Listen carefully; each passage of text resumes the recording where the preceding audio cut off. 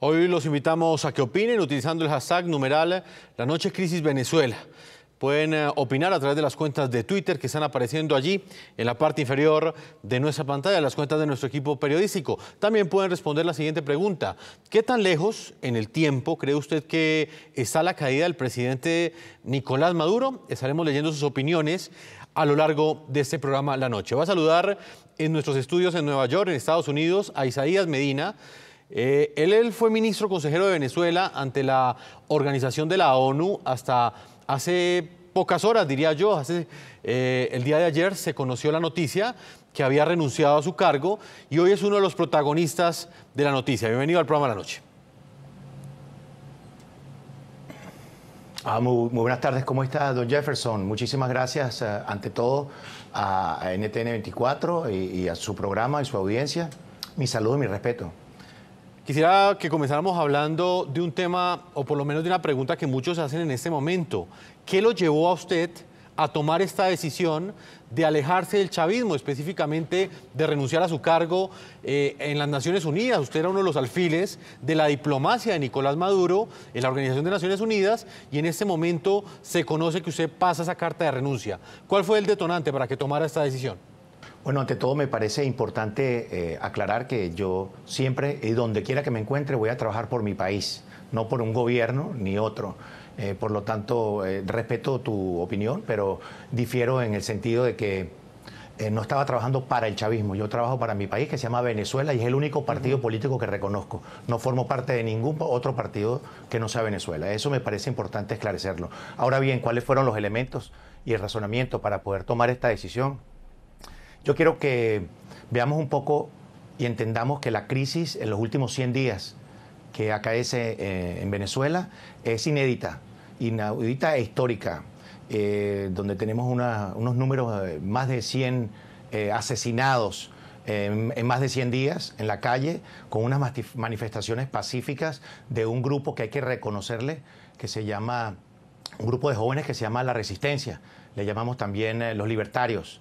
Este es un grupo de jóvenes que tampoco, al igual que yo, no tiene dueño y actúa conforme a su conciencia. Y es por ello que quisiera hacer un reconocimiento para ellos, porque gracias a ellos es que nos encontramos en el momento decisivo del país. Ahora bien, hemos visto adicionalmente a la violación sistemática y reiterada de los derechos humanos, crímenes de lesa humanidad en estos últimos 100 días, torturas, tal como lo señala el secretario general de la OEA, el héroe de Latinoamérica de la libertad, y me parece que también hay que reconocerle su trabajo que está haciendo en la institución regional. De la misma manera, ese informe esclarece muchísimo y especifica y valida los delitos de lesa humanidad contemplados en el Estatuto de Roma, conforme al artículo 6, del cual Venezuela forma Estado parte de esta convención de la Corte Penal Internacional y está obligada a cumplirla, y conforme a esta violación, la cadena de mando hasta Nicolás Maduro es responsable y tendrá que responder ante esta autoridad. Entonces, todos estos elementos que se han presentado en los últimos 100 días, incluyendo adicionalmente todo el tema que tiene que ver con los derechos civiles, la detención de más de 400 presos políticos, el tema que tiene que ver de mucha importancia, que me parece a mí también mencionarlo en tu programa, es toda esta situación de que han incluso enjuiciado a civiles bajo la jurisdicción militar, violando el derecho de la jurisdicción natural de los ciudadanos, entre tantos otros elementos, pues me han obligado. Sería inhumano no responder ante esta situación, que no es una respuesta política, es una respuesta humanitaria. Venezuela se encuentra en este momento en una profunda crisis humanitaria y eso obviamente pues me ha llevado a esta decisión. Pues señor Isaías Medina, usted durante 2 años fue ministro consejero de Venezuela ante las Naciones Unidas.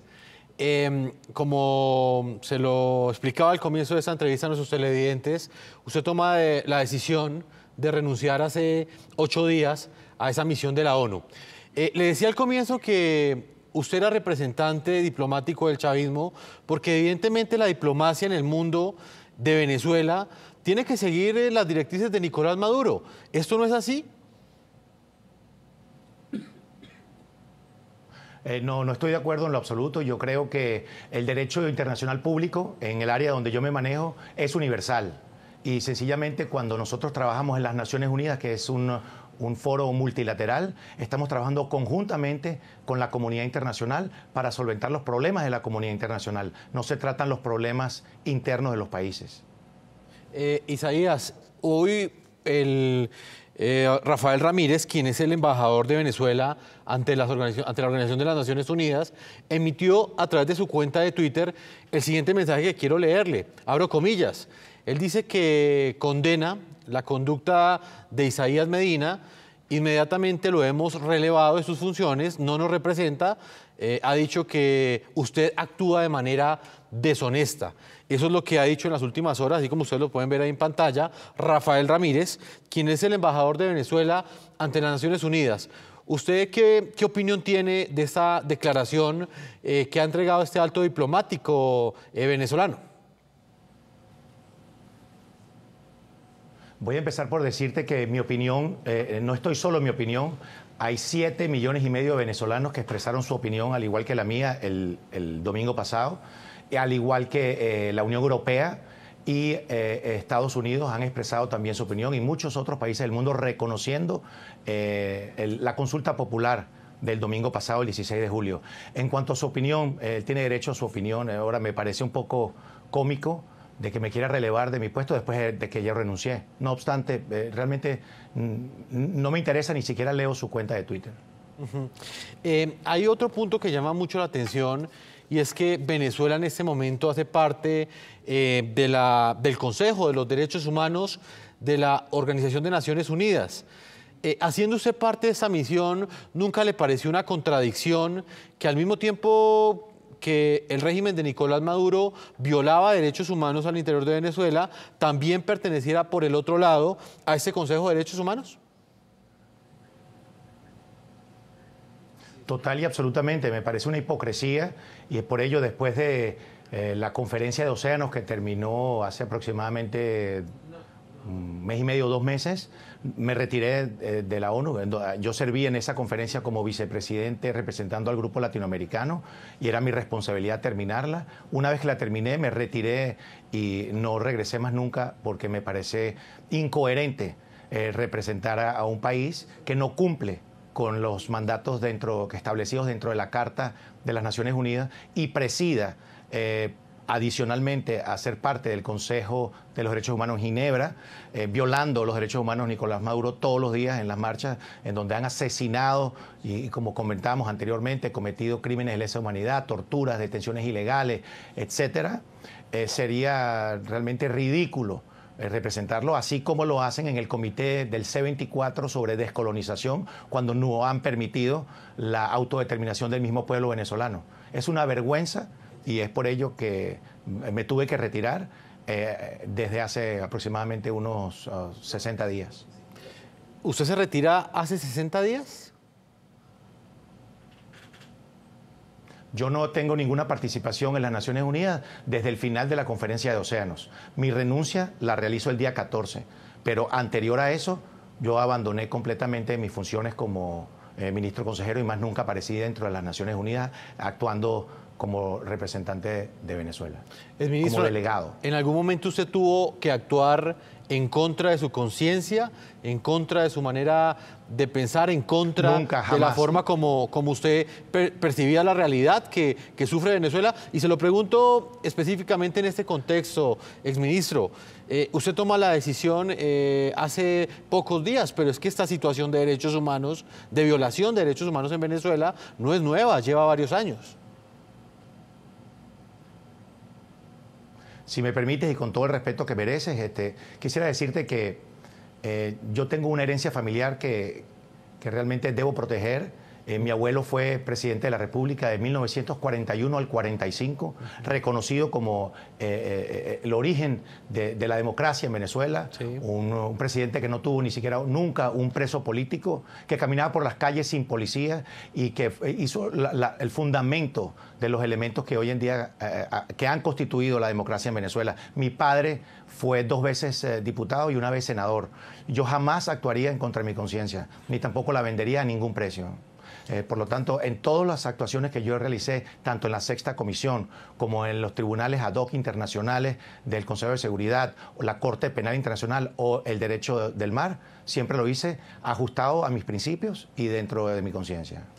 Exministro Isaías Medina, ¿cuál es la estrategia que en este momento, cuál es la lectura que usted hace, ya que usted conoce muy de fondo la forma como opera la diplomacia venezolana en la Organización de Naciones Unidas? ¿Cuál es la estrategia que tiene en este momento el régimen de Nicolás Maduro para atenuar en la opinión internacional la gravedad que representa los hechos que han tenido lugar en Venezuela en los últimos ya 112 días? Estamos ya cerca de cumplir 4 meses de una intensa represión, de una violenta represión de las protestas pacíficas. ¿Cuál es la estrategia diplomática que enfila el régimen chavista para atenuar esas críticas que recibe constantemente a nivel internacional? Mira, realmente a mí me parece que ya Nicolás Maduro no es, en mi opinión, y conforme al mandato otorgado el día domingo, no es presidente de Venezuela. Primero que nada, y desde que se iniciaron estas manifestaciones, debido a la inconstitucionalidad de la decisión del Tribunal Supremo de Justicia de querer usurpar los poderes y las facultades y competencias de la Asamblea Nacional, y luego de la misma manera inconsulta, fraudulenta, ilegal e inconstitucional de haber convocado una Asamblea Nacional Constituyente que única y exclusivamente le corresponde al poder originario, que es el pueblo que se encuentra actualmente en la calle pidiendo a gritos su salida. Nicolás Maduro perdió completamente la legitimidad. Y cualquier estrategia que quiera realizar realmente pues no le ha funcionado ni le va a funcionar.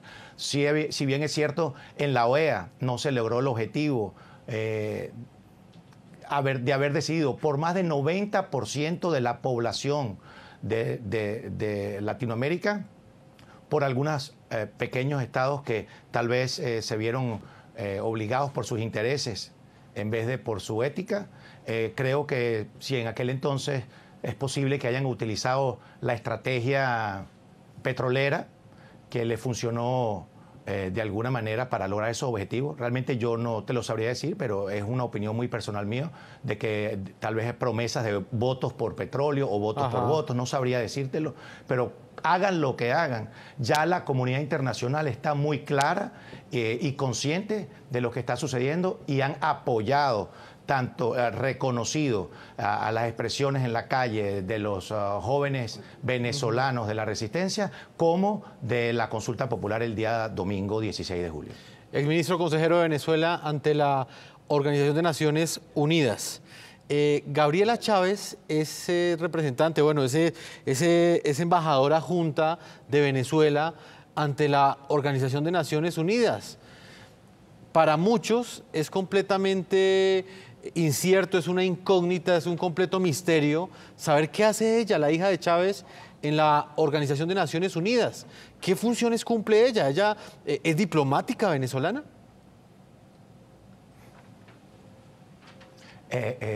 Esa incertidumbre creo que la tenemos todos los diplomáticos de la misión, porque si ha ido 3 veces es mucho. Sí, realmente no tengo la menor idea de qué es lo que hace, porque en la misión no está, ni en la ONU tampoco. O sea, ella nunca va a la Organización de Naciones Unidas, porque en Venezuela Nicolás Maduro la presenta como la embajadora adjunta. Si ha ido 3 veces, creo que es mucho. Realmente esa persona no te puedo decir mucho de ella porque brilla por su ausencia.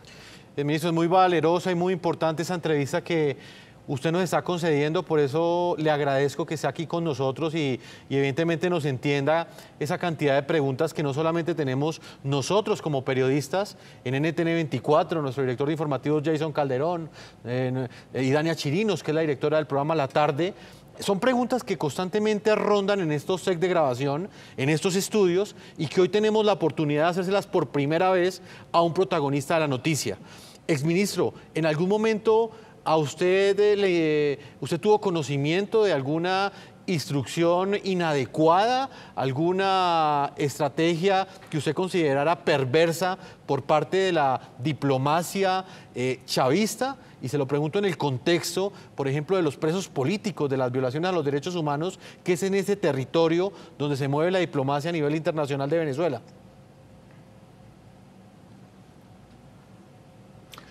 Ante todo, permíteme que soy yo el que te quiero agradecer, porque NTN 24 ha sido siempre un medio objetivo y transparente que se denota y se caracteriza por su defensa hacia la democracia, y eso te lo quiero agradecer. Por otro lado, mira, realmente te puedo decir de un momento, por lo menos en estos 100 días, que fue uno también de los detonantes, cuando Rafael Ramírez se pronunció después de la canciller de la hermana República de Colombia, diciendo que en Venezuela no existía una crisis humanitaria. Eso es una vergüenza. En Venezuela existe una crisis, una profunda crisis humanitaria, con una grandísima escasez de alimentos, medicinas y servicios en general. Como Venezuela se ha demostrado que Venezuela se encuentra en estos momentos en los primeros 3 peldaños a nivel internacional, por lo menos de Occidente, de los países de Occidente, en corrupción, en inflación y en crimen. Así que realmente, si esto no es una crisis humanitaria, no sé qué lo es. Eso me pareció, si te puedo decir, uno de los momentos más vergonzantes de la misión permanente de Venezuela ante la ONU. ¿Hasta dónde, exministro, hay más Isaías Medinas al interior de la diplomacia venezolana? ¿Hasta dónde en este momento hay otras voces como la suya que están a punto de explotar, pero quizás por miedo o por, digamos, temor a algún tipo de represalia por parte del régimen, no han tomado distancia de él como usted lo está haciendo en este momento, en esta decisión que ha tomado de apartarse de la misión ante la ONU de Venezuela? ¿Usted cree que es un sentimiento generalizado esto que usted me está expresando en esta reveladora entrevista? Sin lugar a duda, cualquier ciudadano común, como lo soy yo, que tenga alguna estima sobre los derechos humanos y sobre lo que está sucediendo en nuestro país, de seguro se siente igual que yo. Que lo puedan expresar o no, yo espero que tal vez mi actuación pueda servir de ejemplo para animar a muchos que puedan expresarse. Y si no lo pueden expresar, me gustaría hacerles un llamado a todos los empleados públicos que obligan a ir a esta fraudulenta e inconstitucional Asamblea Constituyente, debido a que si no pierden su trabajo y con la situación tan difícil en Venezuela, se puede hasta comprender. Me parece importante que cuando vayan, voten nulo. Esa va a ser su señal para demostrarle al dictador Nicolás Maduro que las elecciones y la expresión popular y la manifestación individual, secreta y universal no es obligatoria hacerla de la manera que a él le gusta, que en Venezuela hace falta diferencias de opiniones y que la unidad se encuentra en la diversidad, así como lo vemos con los jóvenes de la resistencia, a quien deberíamos integrar en este gobierno de transición de la Asamblea Nacional. Sobrinos de la pareja presidencial, sobrinos inclusive de Nicolás Maduro, en ese momento están privados de la libertad, están presos en los Estados Unidos, vinculados a sendos procesos, a intensos, grandes procesos por narcotráfico. Este escándalo de los narcosobrinos, como ha sido denominado por diferentes sectores en Venezuela y en el resto del continente americano, ¿qué impacto o qué peso tiene dentro de la diplomacia venezolana en los Estados Unidos? ¿Ha habido alguna instrucción en ese sentido? No, realmente no ha tenido ningún tipo de de conexión con la misión permanente. La misión permanente es ante las Naciones Unidas, que es un foro multilateral. Pero me parece importante tu señalamiento porque es un caso en donde fueron juzgados, en donde fueron apresados, juzgados con suficiente evidencia y condenados por medio de un proceso judicial en donde se cumplieron todas las garantías procesales y el debido proceso, y por lo tanto, bueno, obviamente está demostrado mediante esta sentencia de que existe el narcotráfico dentro de la familia presidencial. Isaías, aquellos funcionarios de la diplomacia venezolana, incluido Rafael Ramírez, quien es el embajador de Venezuela ante las Naciones Unidas, ¿usted cree que ellos se mantienen fieles a una dictadura decadente? ¿Se mantienen fieles por convicción o qué es lo que los mantiene a ellos defendiendo en el exterior a un régimen que a todas luces ya es calificado como dictatorial en todos los rincones del mundo? ¿Usted cree que hay una convicción o qué tipo de intereses mueven, por ejemplo, a diplomáticos como Rafael Ramírez para que no tomen esa decisión, por ejemplo, que usted tomó?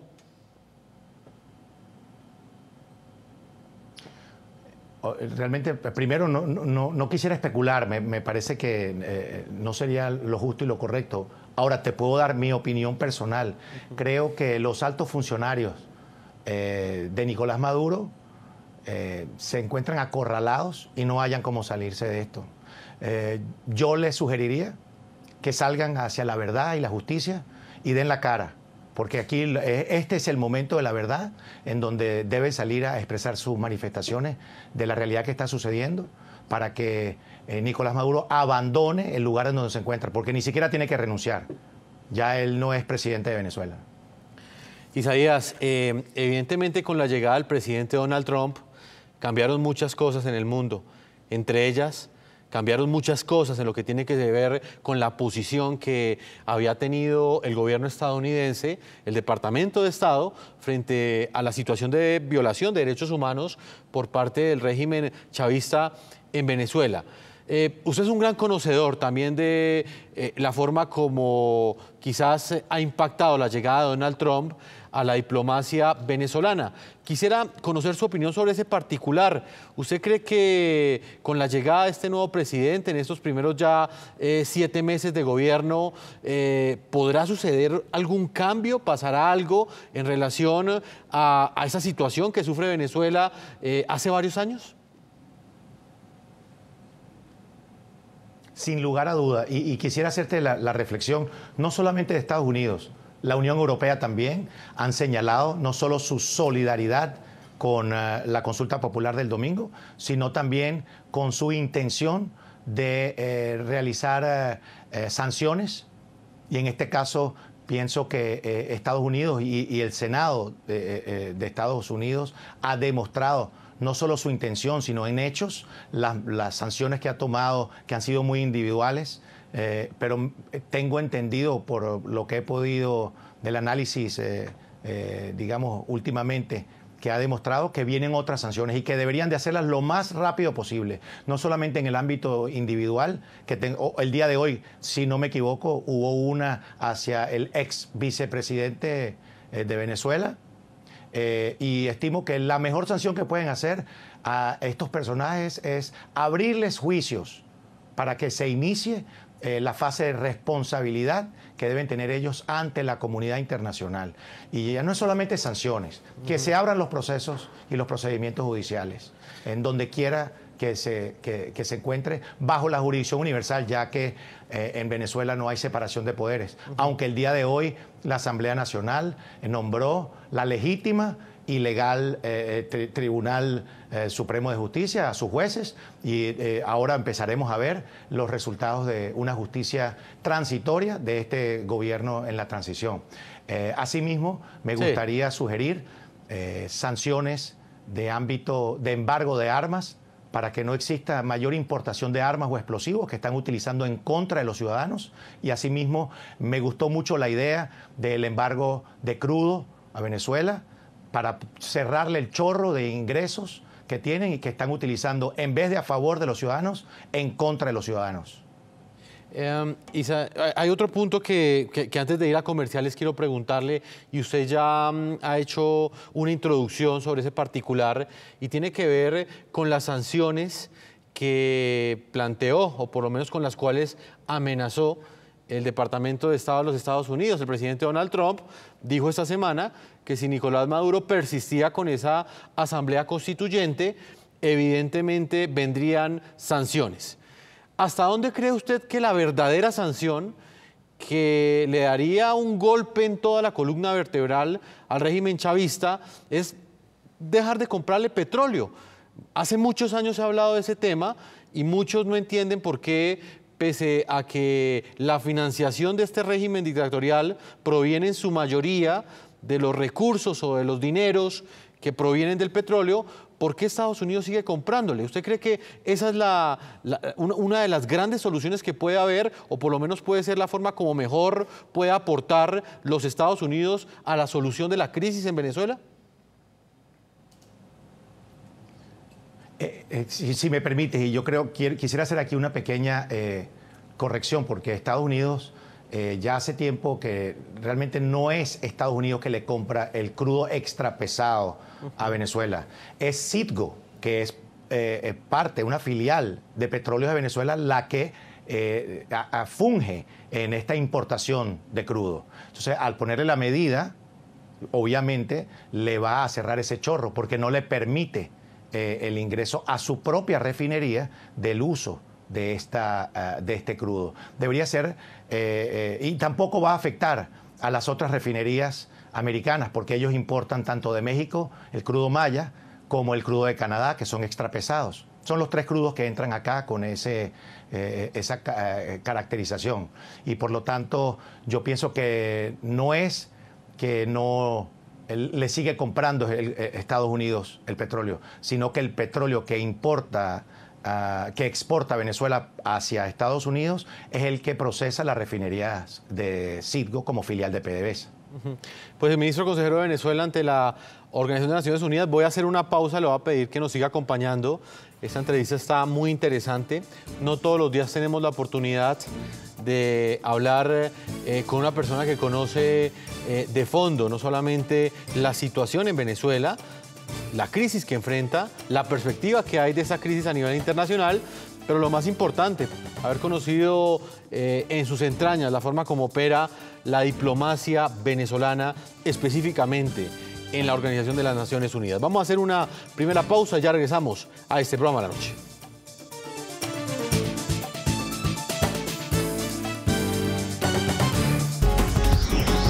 Ya regresamos con La Noche.